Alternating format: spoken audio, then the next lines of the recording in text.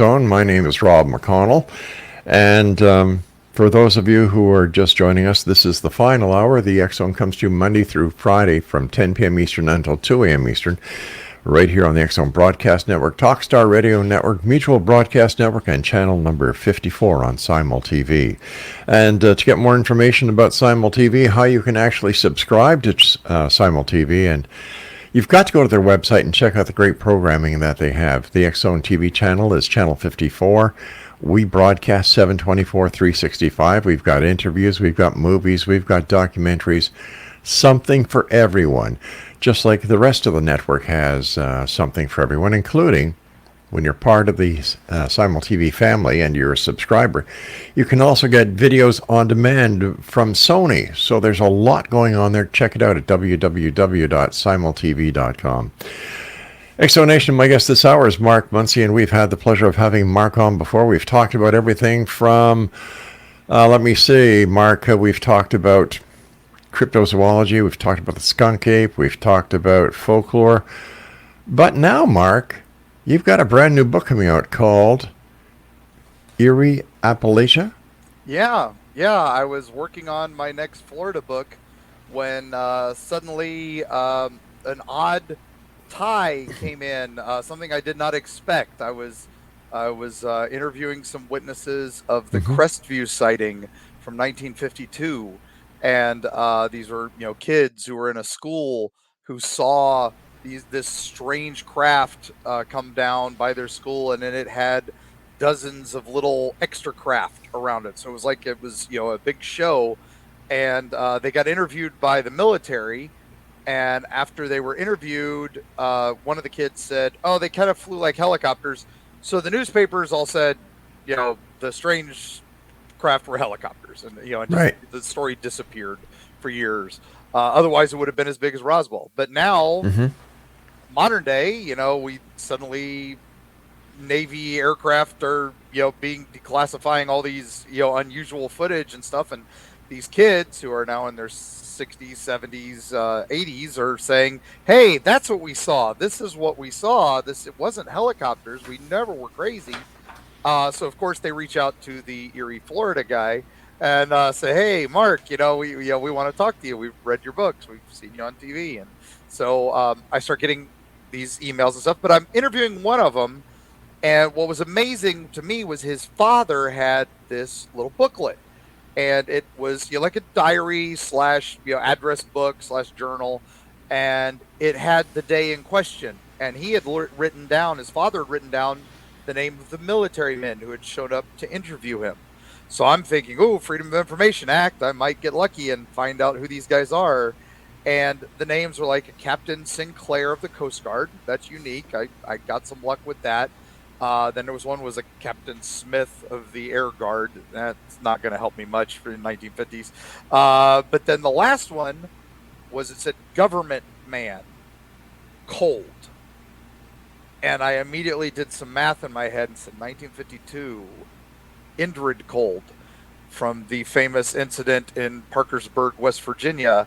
And suddenly this was 6 months after that. So... oh my gosh, so to say, the wheels started turning and everything was, is an understatement. This is groundbreaking. So suddenly this crazy thing from folklore and UFO history and alien history is now tying into something in Florida. So as I'm sending my publisher, "Hey, my next Florida book's going to have a chapter on Ohio, West Virginia, Kentucky." He's like, "No, do that book and then just have a chapter on Florida." So that's what we did. So how eerie is the Appalachian area? I mean, besides the UFO sighting. Oh my gosh, the Appalachians are the oldest mountains in the world. I mean, we think of the Grand Himalayas and this the Alps and all these things.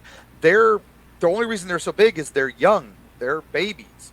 The Appalachians predate all of them and were much grander and much larger. They've just been worn down over time. And I mean, if you look at it, the Scottish Highlands and Ireland are the same mountain range that connects to Alabama.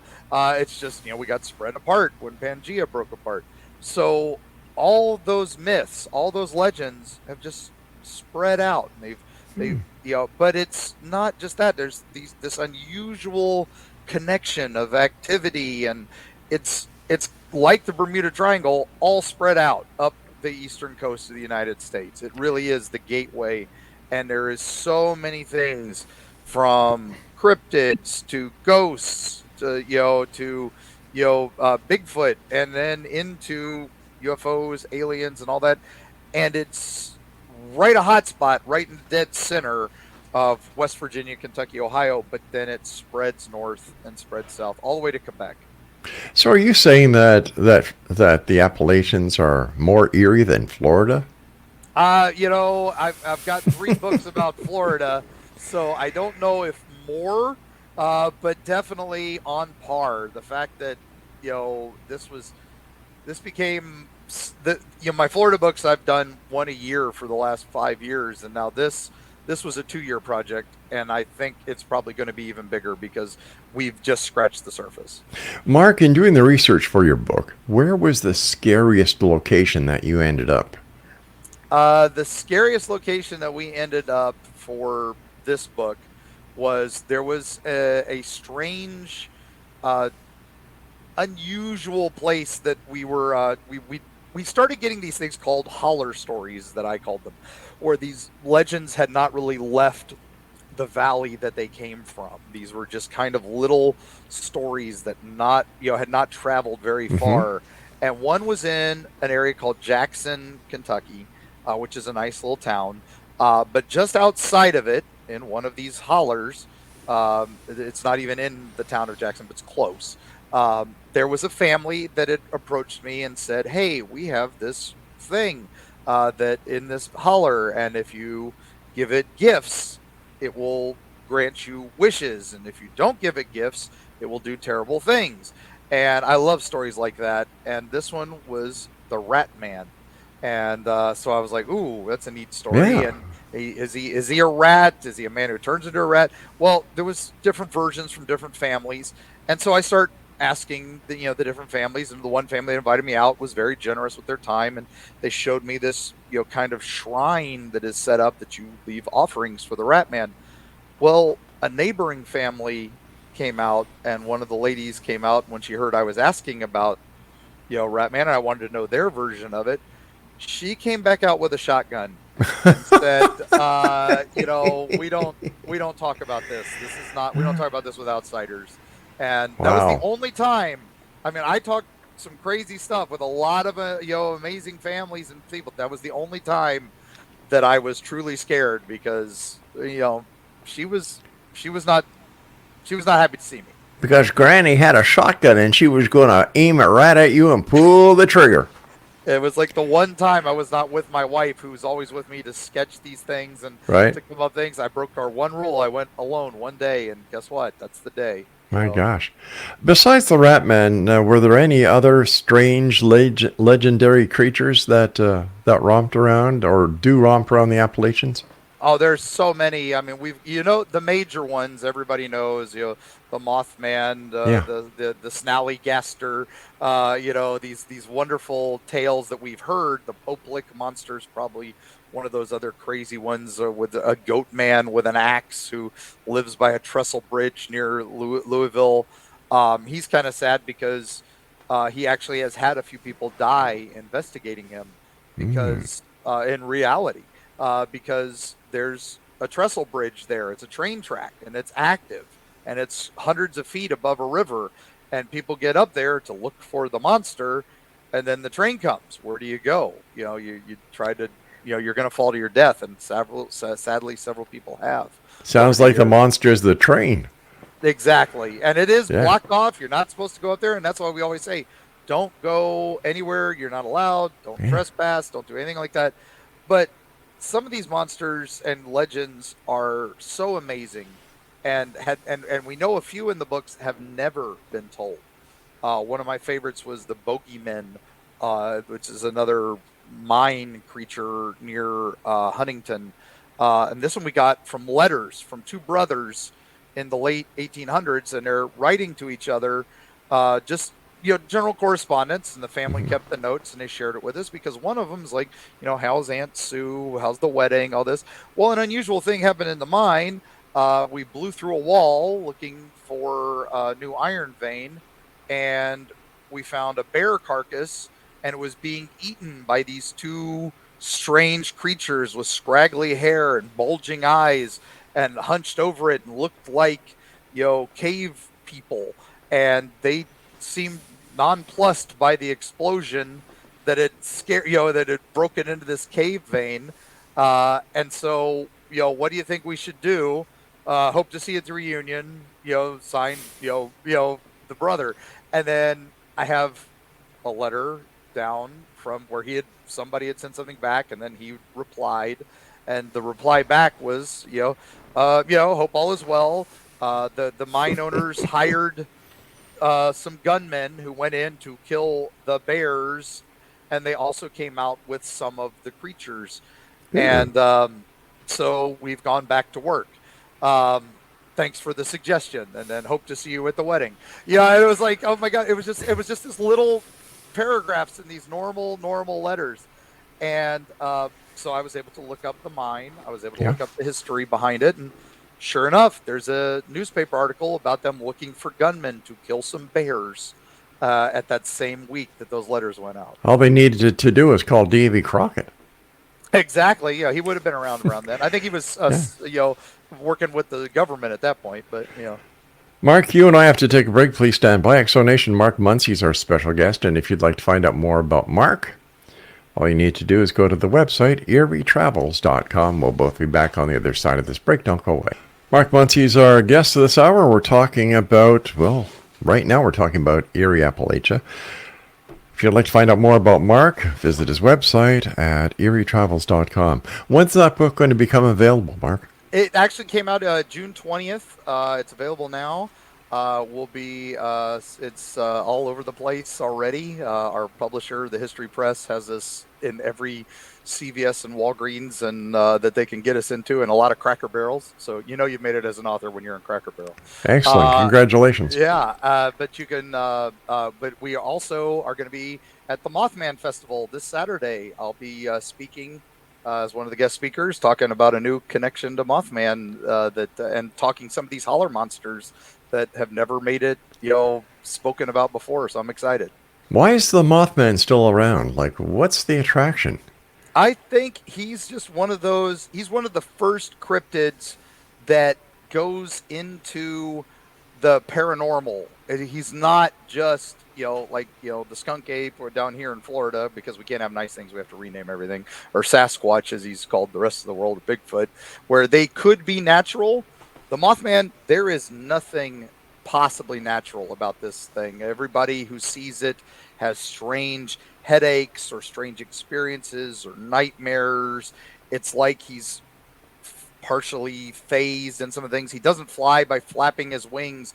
He flies like a jet, and takes off into the air. The wings never move. It's and he makes this high pitched squeaky noise, and you'd think a roar or something like this. So he defies natural explanations, and that's why I think he has such a collective, yeah, people just get drawn to him. He's on another level. So you can like him if you like ghosts. You can like him if you like aliens. You can like him if you like cryptids.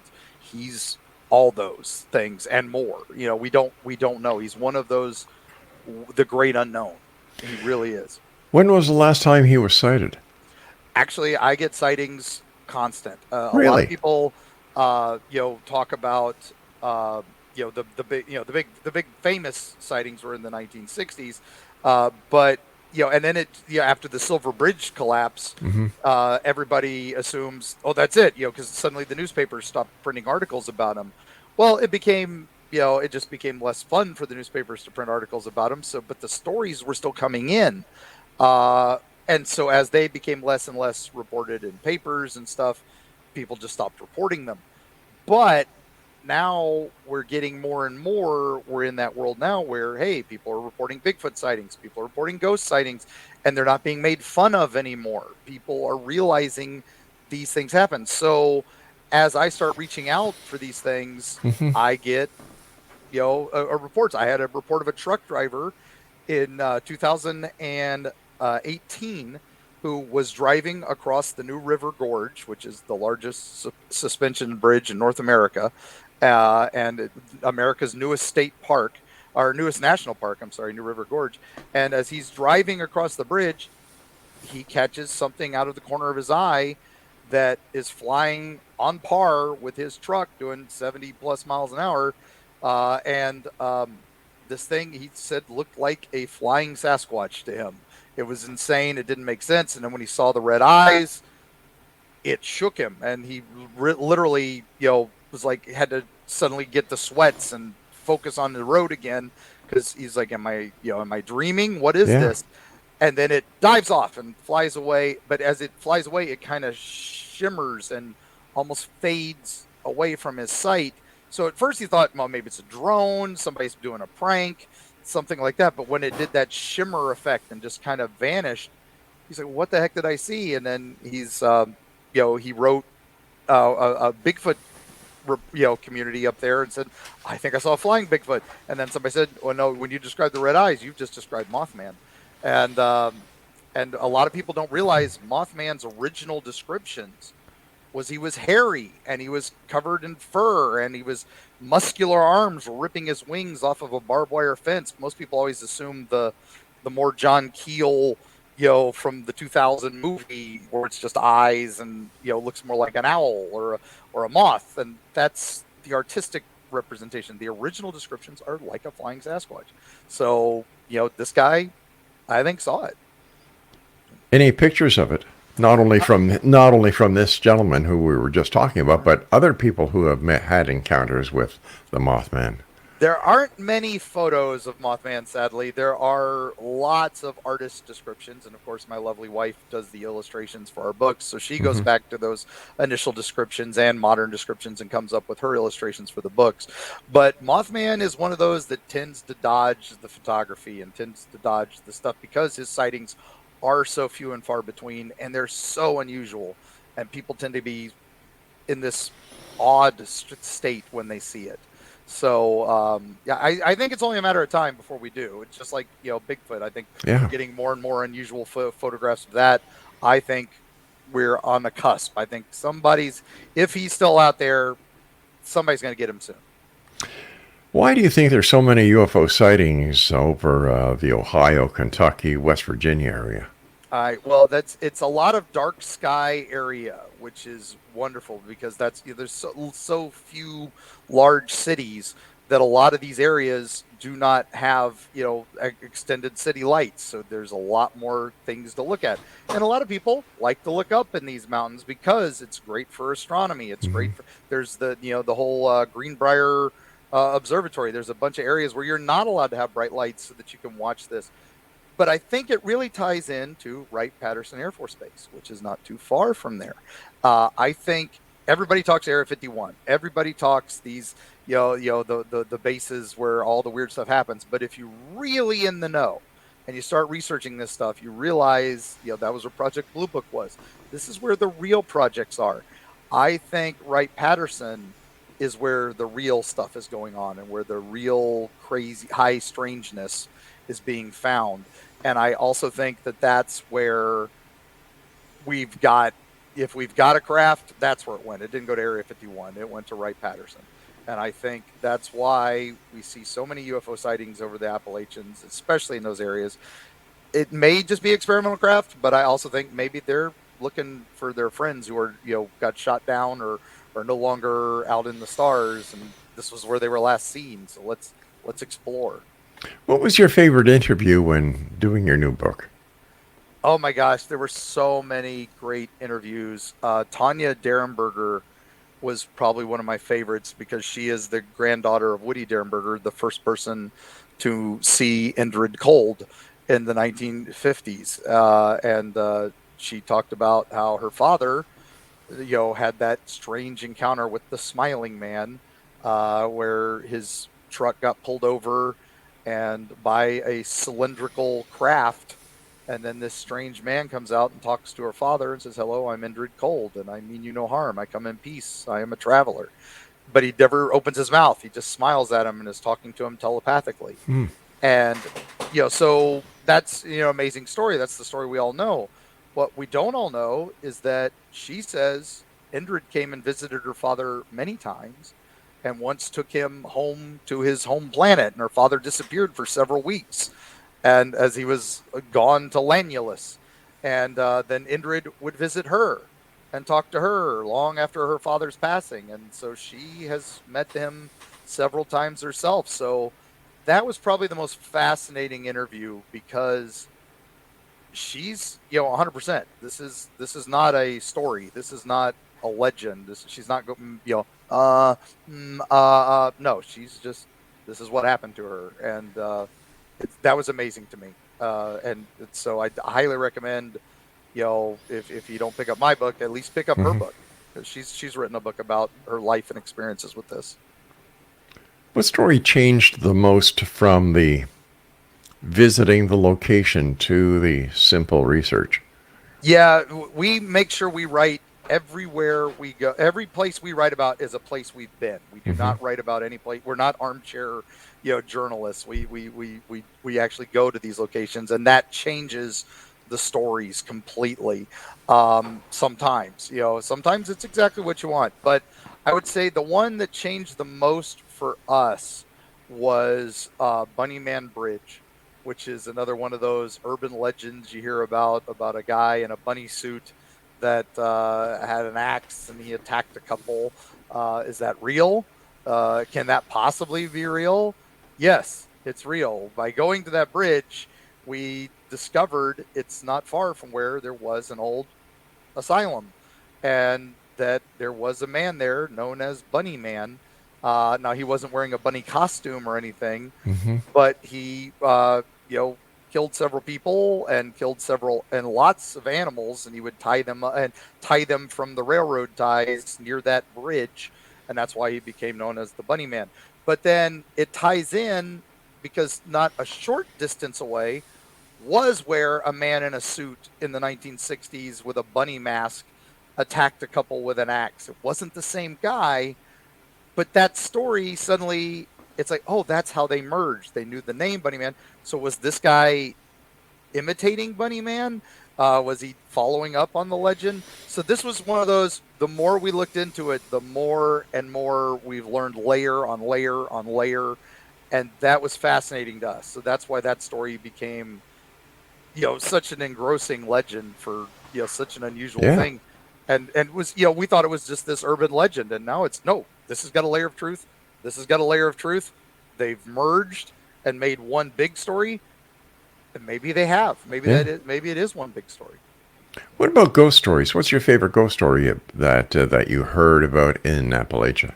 My favorite has to be Screamin' Jenny. The Greenbrier ghost is a close second, because that's a ghost who testified in her own murder trial, basically, and convicted her husband of murder. That's a pretty crazy story, and it's pretty well known in West Virginia.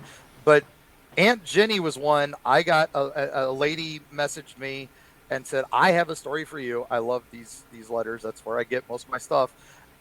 And she's like, "Have you heard of Aunt Jenny?" And I'd heard of Screaming Jenny. I'd heard of a few things.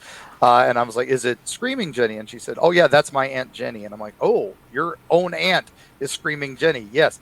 So this was a lady who had a farm in Alabama. She was half Cherokee and half white. And so she had blue eyes, but would look like a Cherokee otherwise. And she had 9 kids with her first husband. And then he gets murdered by the Confederate Old Guard for refusing to join the military. And so she makes all of her children swear a Cherokee blood oath to get this, Confederate Old Guard and bring them to justice. So she raises her children to learn how to shoot and how to be hunters and how to be marksmen. She hires them out as bounty hunters and lawmen, and they join the Hatfields and McCoys. They join all these feuds. And they become these badass guys, all the while hunting these Confederate guard. And she winds up killing 2 of them. Wow. They wind up killing 5 of them, but one gets away. She remarries. She has 10 more kids. And you're thinking, my goodness, this lady, 20 kids almost. Yeah. She lives to be 98. God bless her. Yeah. And then when she finds out her oldest son from her first marriage passed away in a gunfight where he killed 6 guys, she's like, well, all my boys died with their boots on. They all died like men. But she's dying. She's on her deathbed. And she's like, Father, I want to wash away all my sins. I've done all this stuff. Bring that soap dish I made, years ago. So he gives her a soap dish. She washes herself off, and then she expires. And as the priest is carrying the soap dish back, he realizes it's an unusual shape, and he realizes it's made carved skull of the man she had killed, one of the first Confederate guards. Oh, So Lord. she's washing away her sins in the skull of her enemies. Well, And now whatever floats your boat. exactly, but her spirit is seen throughout the Appalachians, usually near Alabama, and with these glowing blue eyes because of her blue eyes, and she's screaming Jenny. She's a banshee, and she will hunt. She's hunting those last people, but she'll also hunt other bad men. So what you do is you go to her grave and leave her an offering, and with a name of whoever you need taken care of. She's like the otherworldly hitman.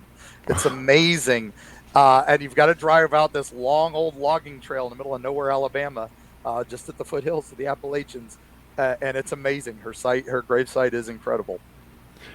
Stay tuned. We've got to take our break. And when we come back, more with Mark MUNCY. And if you'd like to find out more about Mark, if you'd like to buy any of his books, find out what he's up to, visit his website, eerietravels.com. This is the X Zone. I'm Rob McConnell. Don't go away.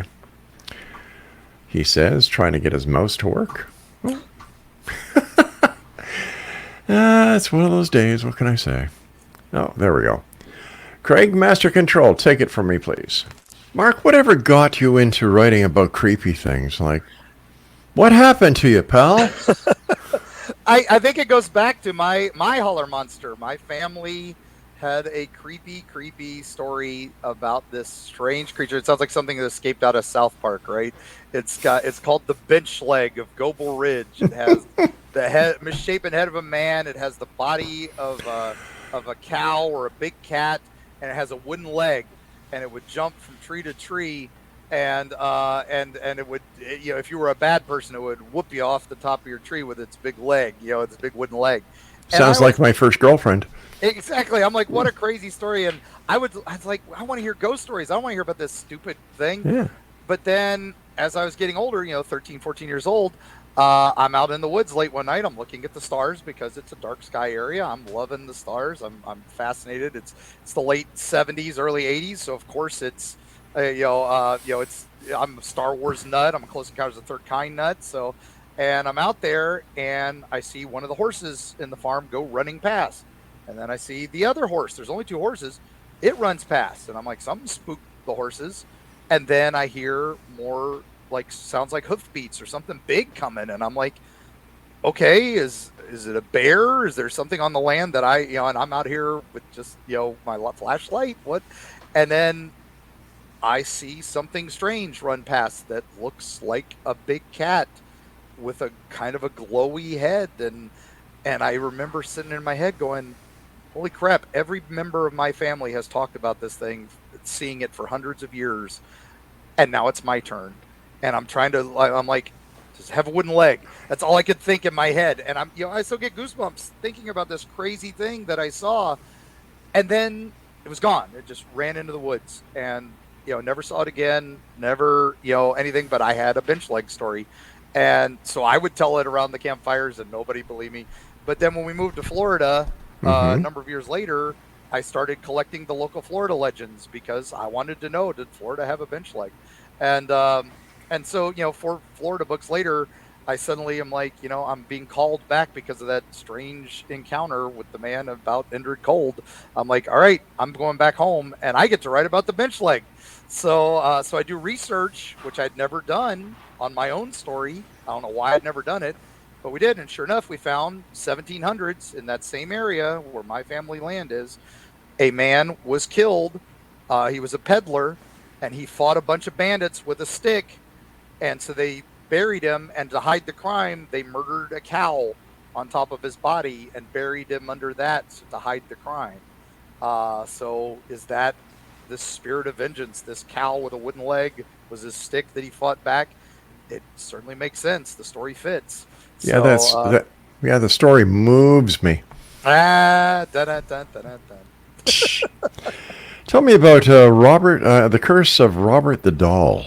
Oh, okay. So, Travel Channel fans and Discovery Channel fans, if you like your Ghost-tober, which is their big event every Halloween, it starts September 30th, and there's a new shock doc. They do a documentary every year on something spooky, and we're going to be talking about Robert the Doll down in Key West. And they brought me down to Key West, and I got to sit there and talk about Robert the Doll, and we got to bring Robert the Haunted Doll, America's most famous haunted doll. Maybe Annabelle might be a little more famous than him now, but Robert is right up there.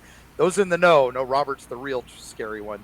And we got to bring Robert the Doll home from his museum where he's at now to his original home in the artist's house, up to the turret where it was Robert's room for the first time in 30 years. And we got to do that on that documentary. And so that will be on Travel Channel that night, but then Discovery Plus after that. So what's the story behind Robert? Now, Robert was the childhood toy of Robert Eugene Otto, and he was about a 3-foot tall doll made by the Steiff company that made the famous teddy bears, and he was just a really rich toy. But weird things started happening the minute this doll got into the house, the Otto house it was called then, and the servants were like, "We're done. We can't deal with this. This doll is breaking things. This doll is alive." And so they went to the kid and said, "Robert, you've got to stop doing this." He's like, "Oh, no. I'm no longer Robert. My name is Gene. I'm going to use my middle name. The doll wants to use Robert, and we don't want any more confusion." So Robert did it. And nowadays we'd have given that kid some Ritalin and we wouldn't have the story. But, but we had 100 years of this doll causing all kinds of insanity and crazy stories. And now he's in the Fort East Morello Museum, and you can go visit him. But once they put him on display in the museum, they learned Robert has rules. And if you break the rules, bad things happen. He's like a gremlin. If you don't do the right things, you're going to have some bad time. So the first thing is you're always polite to Robert. You're always very nice to Robert. As we're talking about Robert, thank you for letting us talk about you. You're amazing. We love you. Thank you for letting us shoot this documentary about you. The second thing you want to do is you always want to ask permission if you take his photo or take video of him. Anything that captures his image, always ask permission first. The third rule is break the connection. Say goodbye to Robert when you leave. Goodbye, Robert. Thanks for letting us talk about you. And then the fourth thing is, if you screwed up 1 through 3, you have to write Robert a letter of apology. Otherwise, you were cursed forever. And Robert gets hundreds of letters a month of people who've screwed up and are begging for his forgiveness. And you can go down there to Key West and read Robert's letters. Those are just as fascinating as the doll. But why? Why do people actually do that? They don't take it seriously. They see the haunted doll, they make fun of them, they take pictures, they selfie with them, and then the next thing you know, car accidents, lost luggage, marriages ruined, lives ruined, plane crashes, all these terrible things, and they all trace it back to their time they disrespected Robert the doll. So they write a letter. My favorite was, "Dear Sir Robert," I like to call him Sir. "I'm sorry we made fun of your leather face. Leather is actually nice for a face, and you are quite handsome. Please remove your curse. We get the message. Please fix my eye, my Xbox, and my marriage." Oh my God! And I God. love that he put them in that order. Yeah. So I have to ask: was his Xbox fixed? I don't know, because all I have is the letter that he sent Robert. So I would hope so. If you write him the letter, I'm sure things are nice, and and that's we do. And again, we don't poke the bear with Robert. I made sure we used every set safety precaution the same as you would with a loaded gun. I was like, if we had a live bear on the set, you want to treat Robert the doll like that. This is not anything to be taken lightly. And the producers were like, "You're serious?" I'm like, "Yes. Why do you think there are these hundreds of letters here?" Because there's hundreds of people who have nothing better to do with their time. They definitely had, they've all had something unusual happen. That's what I like to think about these things. These are unusual things we don't understand yet. Coincidence? Exactly. Is it just coincidence? Is it synchronicity? Who knows? I like to call it like the Shirley Jackson preternatural stuff we don't understand yet. Someday we will. Someday we'll be allowed to investigate this stuff with real scientific money and some real investments. And we might learn about Mothman. We might learn about ghosts a little more. We might learn about Bigfoot a little more. But in the meantime, it's now up to us fringe people to bring it to light and to document. I'm documenting holler monsters that meemaws and peepaws are dying every day, and these stories are going to be lost. So if nothing else, I feel like I'm preserving history. I'm at least keeping the folklore alive.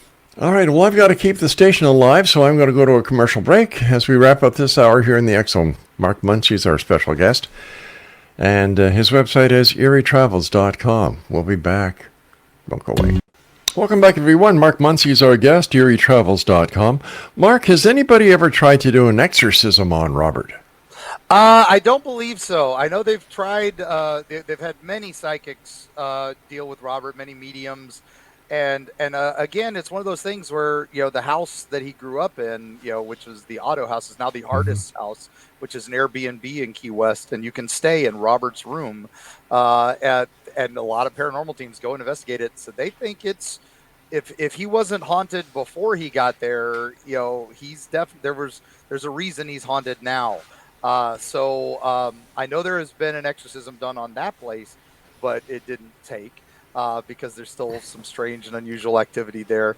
But I don't think Robert's had one done on himself. So it seems that there's a lot of paratourism these days, and it's a big cash cow. Oh yeah, that's where the money is. It's a big cash cow because if it wasn't Travel Channel and Discovery Plus wouldn't be interested in it at all. Exactly. But I often wonder, isn't this taking advantage of people? In some places, yeah. I mean, but some towns like St. Augustine and Savannah, Georgia, and Charleston, South Carolina. Ghost tours are a cottage industry. There's more ghost tours than there are people there. Because that's where the money is. And that's, even towns that used to shun ghost tours, like Casadega in Florida, was the Casadega spiritualist camp. It was all psychics and, spirit guides and all that. And they used to never talk about ghosts, but then they realized, oh, there's money in this. Suddenly, oh, the ghosts were here all the time. They were just in this closet. We forgot to let them out. But I don't know if it's taking advantage because of things like, look at the Mothman Festival and be it this weekend. It's this town of Point Pleasant's normally a town of 5,000 people. It gets swarmed with guests for this festival from all over the world. People just wanted to talk cryptids. And so does Comic-Con, like you can look at all the different things. It seems that this is a greeting place for people are strange. You're finding your tribe. You're finding people who aren't going to make fun of you. You're finding people who aren't going to be, oh, you saw a lake monster that came out of the water. Oh, okay, tell me more. Instead of, you're nuts. What are you talking about? Well, I think that the people would not call these people nuts if they actually provided proof and evidence of the existence. 95% or 99.9% of what's talked about is sheer speculation. So how can anybody take these people seriously?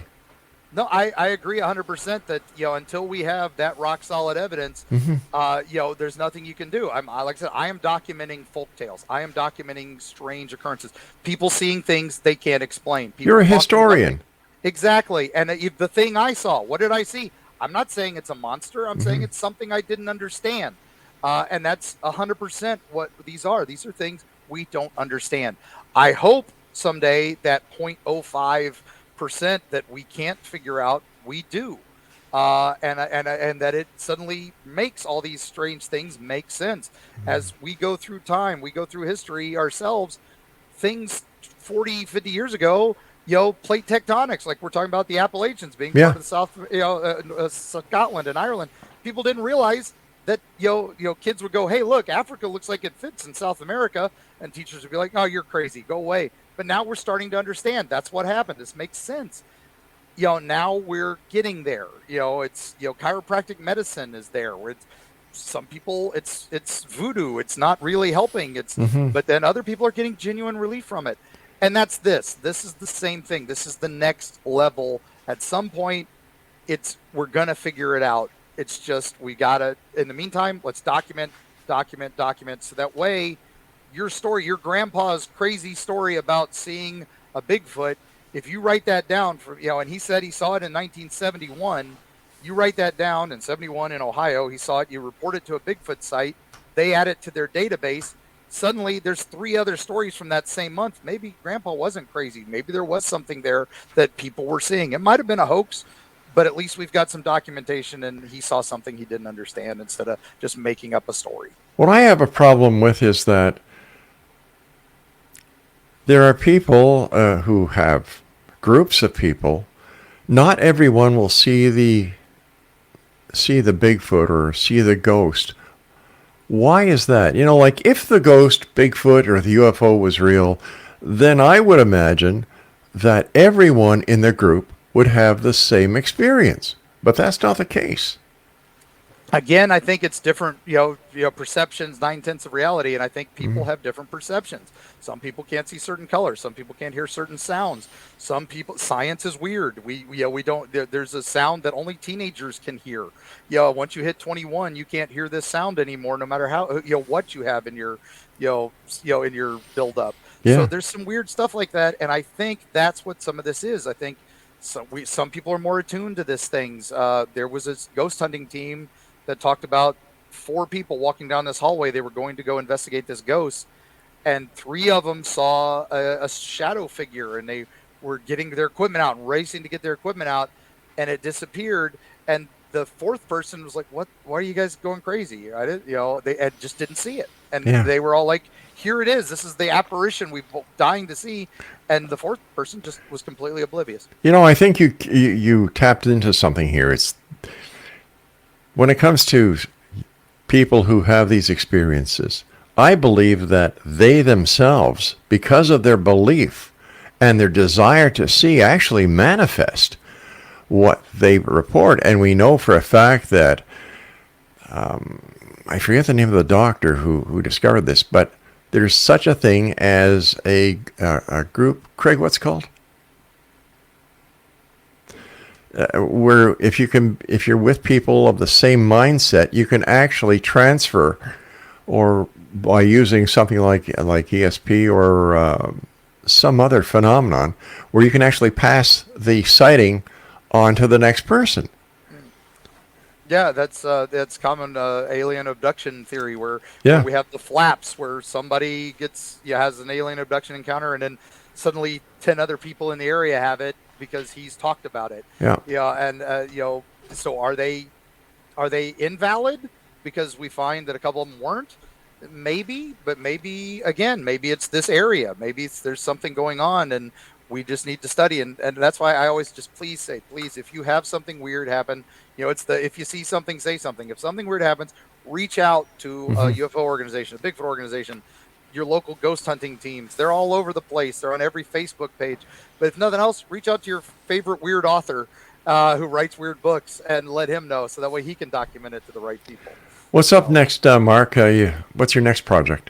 We're working on that Florida book that started all this. We're back on to one more Florida book, but because I've gotten so much Appalachia from this, now that we're doing the shows and all that, I have a feeling we're going to have another Appalachia book too. So, fingers crossed. I've got a couple more books on the way, and definitely if you all like that shock doc on Travel Channel, let them know, and maybe I'll be lucky and get to do a few more documentaries for Travel Channel and Discovery.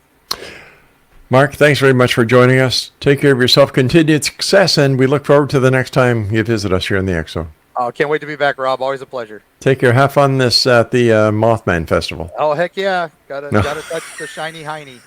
So. Take care, Mark. All right, X Zone Nation. There you go, Mark MUNCY. It's been one strange night here in the X Zone. Are you a skeptic or are you a believer? Send me an email, xzone@xzoneradiotv.com. Well, that's it for tonight, X Zone Nation. 4 hours up, 4 hours down. I'd like to thank Craig West in Master Control and my senior executive producer, my lovely wife, Laura Rogers. And to each and every one of you, thank you for allowing us to be part of your day, your night, no matter where you are in this great big world of ours. And always remember, keep your eyes to the sky and your heart in the light. I'm Rob McConnell. Good night.